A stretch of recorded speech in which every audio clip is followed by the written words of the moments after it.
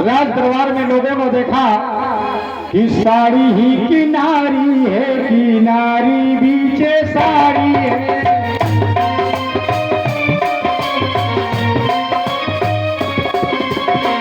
नारी ही की साड़ी है, साड़ी बीच नारी है।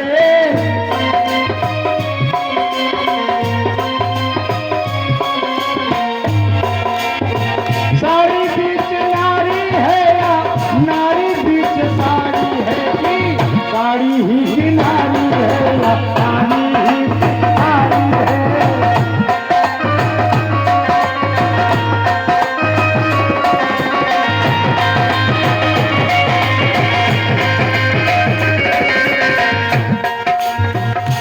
ऐसे देखा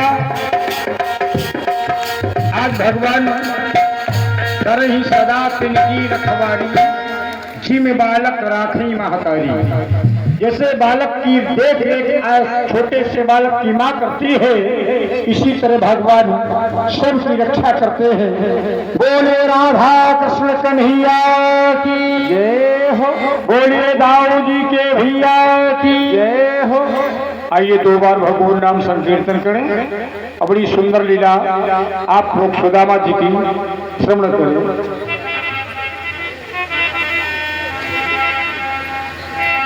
कि गोविंद मेरो है भैया, नंदलाल मेरो है।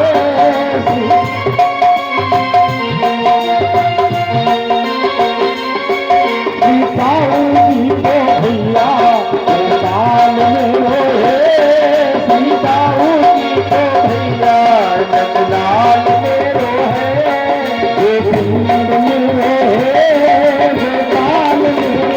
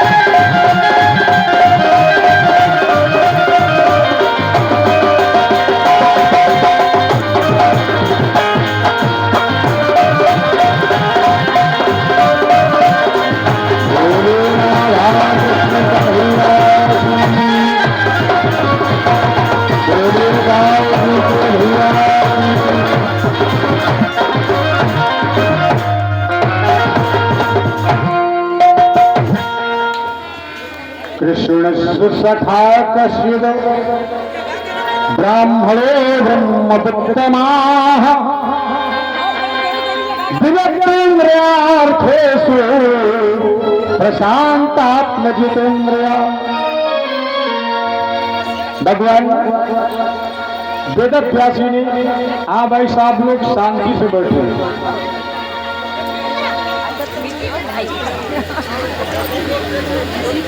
कृष्णस्य सखा कश्चित् ब्राह्मणो ब्रह्मवित्तमः विविक्तेन्द्रियार्थेषु प्रशांतात्मा जितेन्द्रिया। भगवान के एक सखा थे जो ब्रह्म को जानने वाले थे, जितेंद्री थे।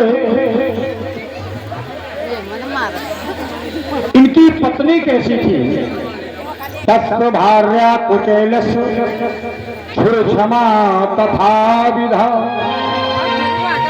जैसे पंडित जी थे उसी तरह इनकी बहन पत्नी थी, जैसी की तैसी। अभी क्यों खड़ा कर दिया?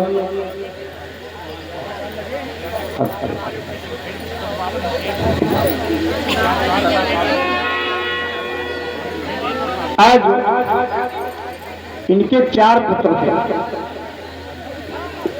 पहरेदार मुझे बहुत बढ़िया, क्या बात। हाँ, तो आज सबसे छोटे वाला बेटा था सुदामा जी, बहुत गरीब थे। बेटा सुदामा बसत हैं सदा अपने धाम, भिक्षा करी भोजन करें जपत हरि नाम। भीख मांगते हैं, तो भीख रोज रोज मांगने में भिक्षा भी नहीं मिलती। गीता में भगवान ने अर्जुन से कहा था, भिक्षका निवचंती बोधयंती गृहे गृहे। भिखारी जब भीख मांगने जाता है तो बोध कराता है कि हमने उस जन्म में भिक्षा नहीं दी, इसलिए कंधे पर झोली टांग के भिक्षा मांगनी पड़ती है। इसी के विषय में रहीम खान जी एक मुस्लिम संत थे, बड़ी सुंदर बात बताई है। क्या बताई है? रहीमन वो नर मर चुके, रहीमन वो नर मर चुके, जाके मांगन जाही, उनते पहले कोई मरे, जिन मुख निक सती नाही। अगर किसी के दरवाजे कोई भिखारी आए तो भरे थोड़ा देना, लेकिन देना जरूर। और नहीं तो फिर रहीम खान जी ने बताया कि तुम मरे के समान हो। भगवान न करे किसी को भीख मांगनी पड़े। और आज सुदामा जी भिक्षा मांगते हैं तो भिक्षा में लोग रोज रोज देते भी नहीं हैं। 2 दिन 4 दिन 10 दिन हो जाते हैं, भोजन नहीं मिलता। एक दिन सुदामा जी की पत्नी सुशीला जी ने कहा कि अपने बेटे छोटे से, वो कहता माँ मुझे भोजन दे दो, तो पेट में एक कपड़ा पुराना लेकर के कस कस के बांध रही है और गोदी में लिटा कर कहती है, लाला तुम्हारे एक चाचा द्वारिका में रहते हैं, उनके पास बहुत भोजन है। जब जन्म हुआ था तो 9 लाख गैया थी, आज माँ का उपदेश हो गया। तो वो लाला बेचारा दूसरे दिन प्रातःकाल जंगल में पहुंचा, फुला रहा है, अरे चाचा मुझे भोजन दे दो, चाचा मुझे भोजन दे दो कह रहा है।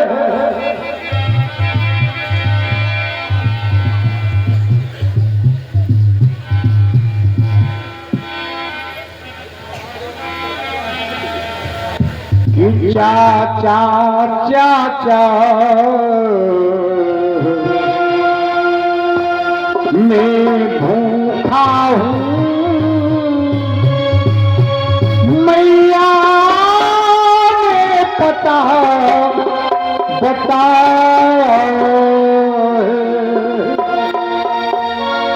अरे चाचा मैं भूखा हूँ, मियाँ ने मुझे पता बताया है। अरे चाचा मुझे भोजन दे दो, मियाँ ने पता बताया है, चाचा भोजन दे दो।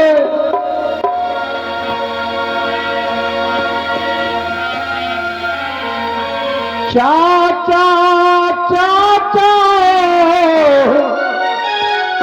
मैं भूखा हूँ, मैया ने पता बताया है। अरे चाचा मुझे भोजन दे दो, अरे चाचा मुझे भोजन दे दो, मियाँ ने पता बताया है, मुझे भोजन दे दो, भोजन दे दो। राम से पृथ्वी पर गिर गया, मूर्छित हो गया। भगवान कन्हैया द्वारिका में रुक्मिणी जी के साथ में चौसर खेल रहे थे, आंखों से अश्रु प्रवाहित हो रहे हैं। रुक्मिणी ने पूछा प्राणनाथ क्या हो गया? इन्होंने कहा देवी एक हमारी भाभी सुदामापुरी में रहती है, जिन्होंने जीवन में मुझे नहीं देखा, लेकिन आज अपने बेटे को बताती है कि तुम्हारे चाचा हैं जो द्वारिका में रहते हैं, और वो लाला बेचारा जंगल में भोजन मांग रहा है। रुक्मिणी बोली तो फिर क्या करें? बोले 56 प्रकार के भोजन बनाओ। चाचा चाचा मैं भूखा हूँ, मैया ने पता बताया है,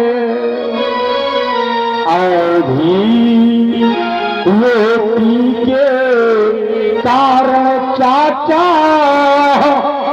ये लाल तरसते आया है।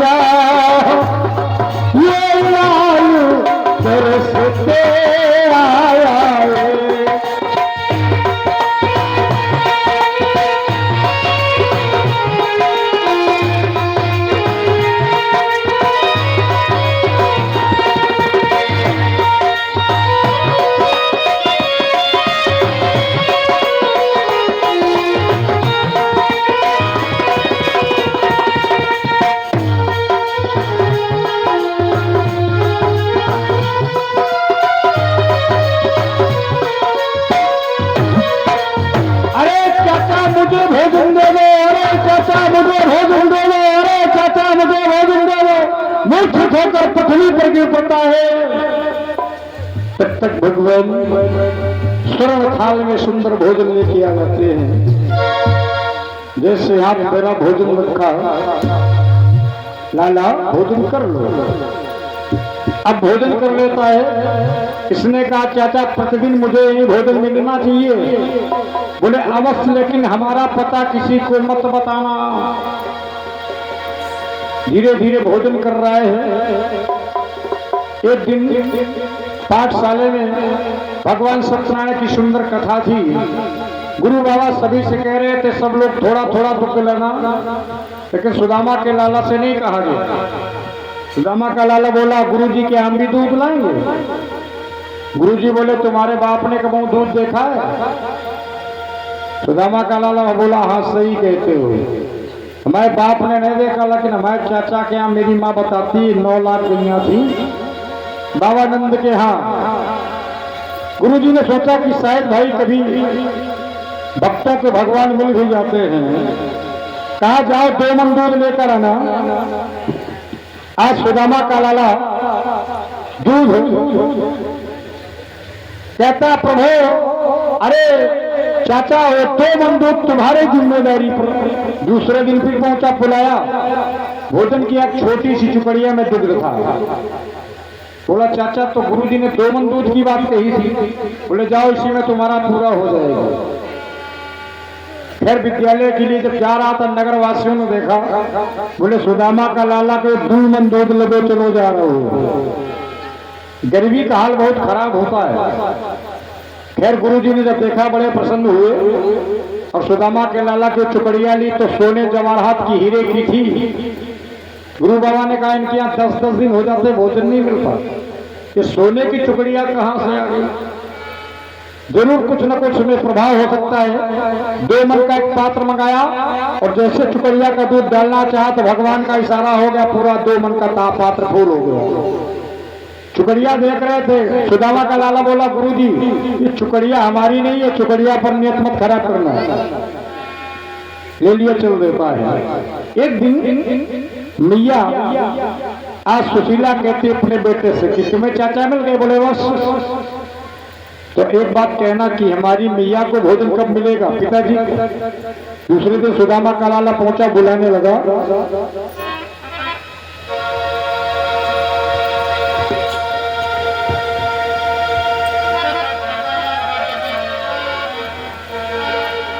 चाचा चाचा मैं भूखा हूँ, मैया ने पता बताया है। आज चाचा मुझे भोजन दे दो। भगवान 56 प्रकार के भोजन लेकर आए, थाल रखी है। सुदामा के लाला ने 15-20 चक्कर उस थाल को लगाए। भगवान ने कहा काहे भाई अहिड़े इड़े घूम रहे हो, कुछ समझ में नहीं आ रहा। बोले चाचा, बोले हाँ, बोले हमारे माता पिता को भोजन क्यों नहीं देते हो? बोले तुम्हें करना कर लो, नहीं तुम्हारा भी पत्ता साफ, तुम सभी को बता रहे हो ना। भगवान ने जैसे कहा, बोले ठीक है हमारी व्यवस्था करना हम नहीं बताएंगे। एक दिन सुशीला घर को लीप रही थी और भगवान ने कहा देखो हमारे मित्र हैं लेकिन कभी नहीं आते। एक संत का भेष धरा भगवान ने और सरवादी में आवाज लगे, मैया रक्षाम देहि। सुशीला कहती महाराज जी मेरे यहाँ सूतक लगा है, सूतक। बाबा जी बोले कौन सा सूतक लगा है, मरने वाला या पैदा होने वाला? और दोनों सूतक 1 महीने में समाप्त हो जाते हैं। चलो हम 1 महीने तक यहीं ठहर जाते हैं।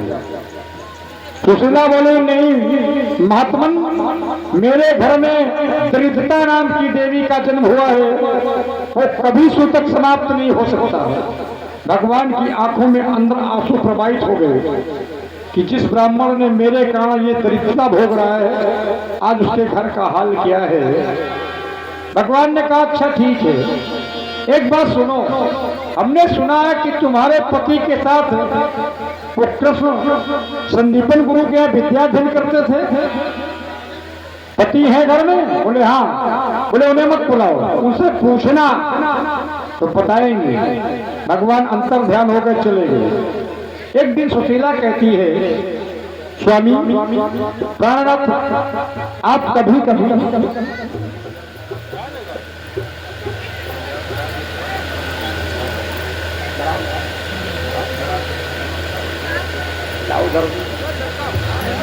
हेलो। हाँ भाई देखिए भगवान कृष्ण और रुक्मिणी जी का विवाह की सुंदर तैयारी हो गई है और जिसे जिसे बारात जाना है तो भैया सब लोग सुंदर सुंदर कपड़े पहन लो, बढ़िया छेना और राजभोग बटने वाले हैं। जिसने कुल्ला उल्ला न किया हो तो बगल में पानी रखा ड्रम में। अभी बारात आने वाले देखिए बहुत अच्छी व्यवस्था है हमारी भैया चाचा परशुराम जी की। सभी को सुंदर सुंदर प्रसाद मिलेगा। पहले विवाह देख लीजिए, फिर उसके बाद सुदामा जी की बड़ी सुंदर लीला देखेंगे।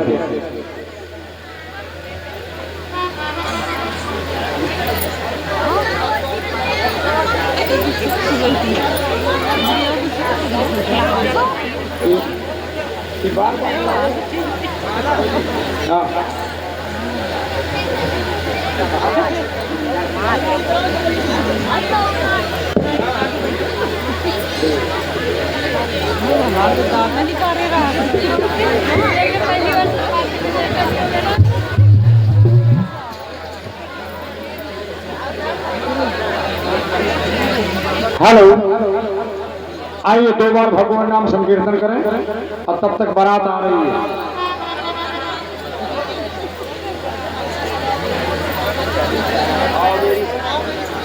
और कोई भी व्यक्ति माताएं बहनें भैया लोग खड़े नहीं होंगे, सब लोग बैठे बैठे देखेंगे जिससे बड़ा सुंदर आनंद आएगा।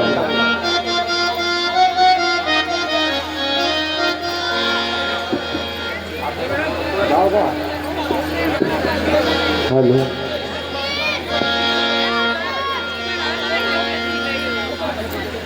अब आप लोग बारी बारी से भाई भगवान का पूजन करना हो, पैपूजी करनी हो, दक्षिणा देनी हो तो सिंगल सिंगल एक लोग आइएगा। भीड़ वाली बात न करना, आराम से आओ, लीला का आनंद लो और कथा का भी। और दहेज में भाई जो लाए हो तो सब लोग भाई इनको भगवान को अर्पित करो और हमारे कुछ कलाकारों को भी निछावर की व्यवस्था करते जाना सब लोग।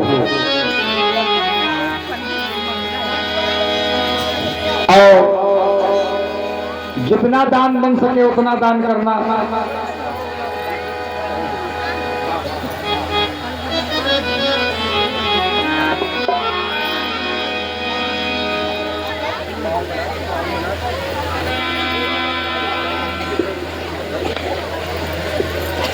Hello,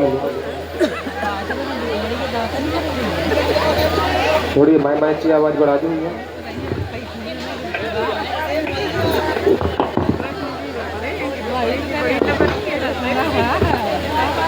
hello hello hello.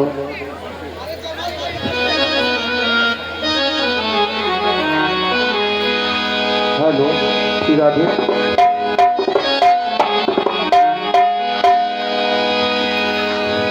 कि जब मैया रुक्मिणी की शादी होती है तो उनकी सखियां किस तरीके से श्रृंगार करती हैं, थोड़ी सी आवाज बढ़ा दो भैया, थोड़ा सा इनको बढ़ा दो। हेलो।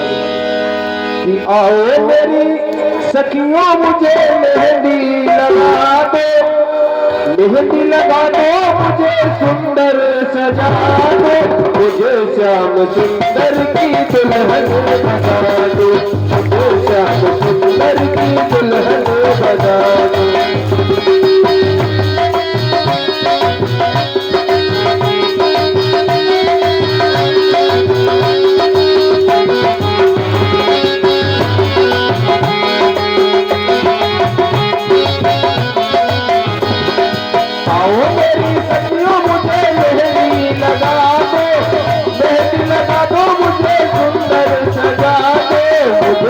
सुंदर की दुल्हन बना दो, मुझे श्याम सुंदर की दुल्हन बना दो।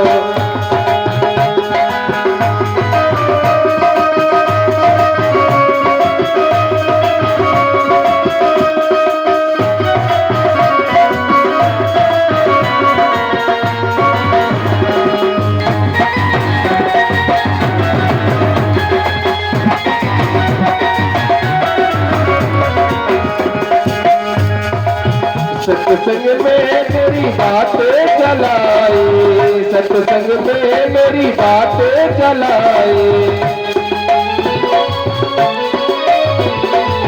सतगुरु ने मेरी कीनी सगाई, सत्संग में मेरी बातें चलाए, सतगुरु ने मेरी कीनी सगाई। उनको बुला के हथ लेवा तो करा दो, उनको बुला के हथ लेवा तो करा दो, मुझे श्याम सुंदर की दुल्हन बना दो, मुझे श्याम सुंदर की दुल्हन बना दो।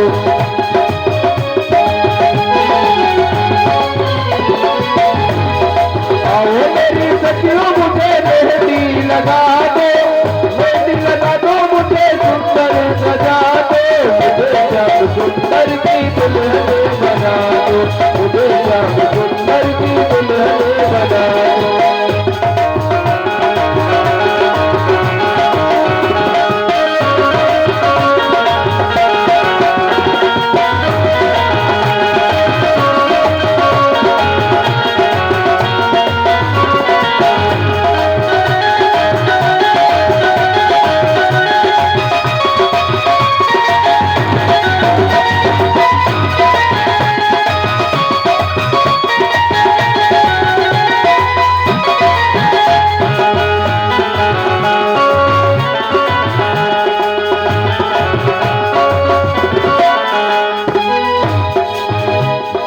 ऐसी ओढ़ चुनरी जो रंग नाई छूटे,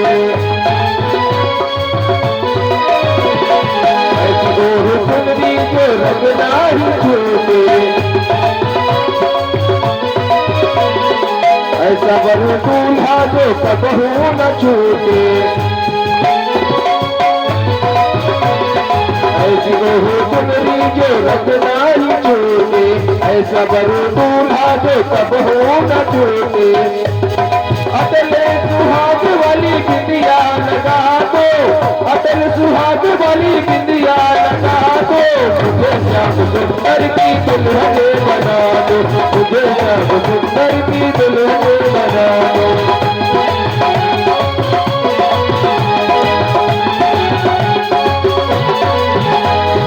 आओ मेरी सखियों मुझे मेहंदी लगा दो, मेहंदी लगा दो मुझे सुंदर सजा दो, मुझे श्याम सुंदर की दुल्हन बना दो, मुझे श्याम सुंदर की दुल्हन बना दो।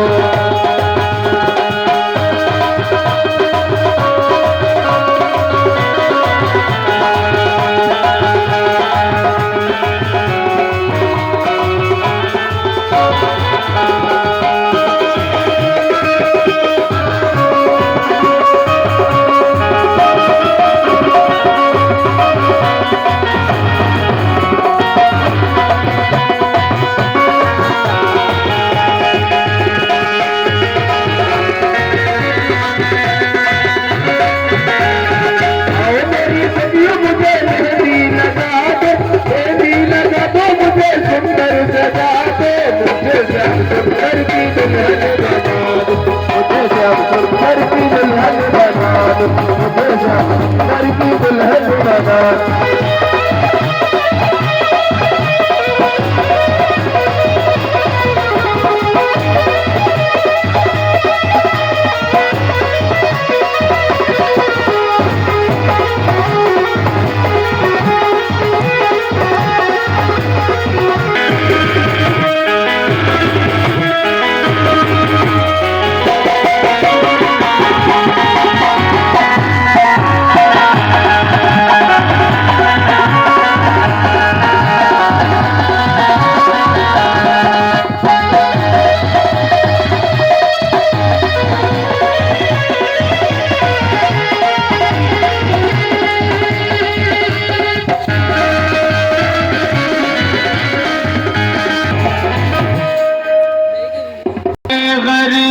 सब लोग शांत से बैठे। ये गरीबी का हाल कृष्ण के दर पे विश्वास लेके आया हूँ। मेरे बचपन का यार है मेरा श्याम, यही सोच कर मैं आस करके आया हूँ।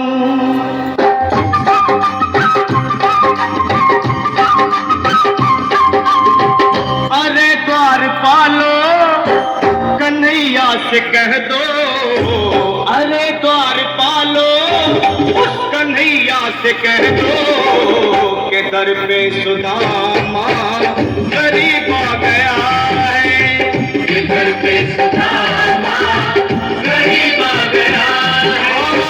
भटकते भटकते न जाने कहाँ से, भटकते भटकते न जाने कहाँ से तुम्हारे महल के करीब आ गया है, तुम्हारे महल के करीब आ गया है। अरे द्वारपालो कन्हैया से कह दो के दर पे सुदामा गरीब आ गया है, के दर पे सुदामा गरीब आ गया है।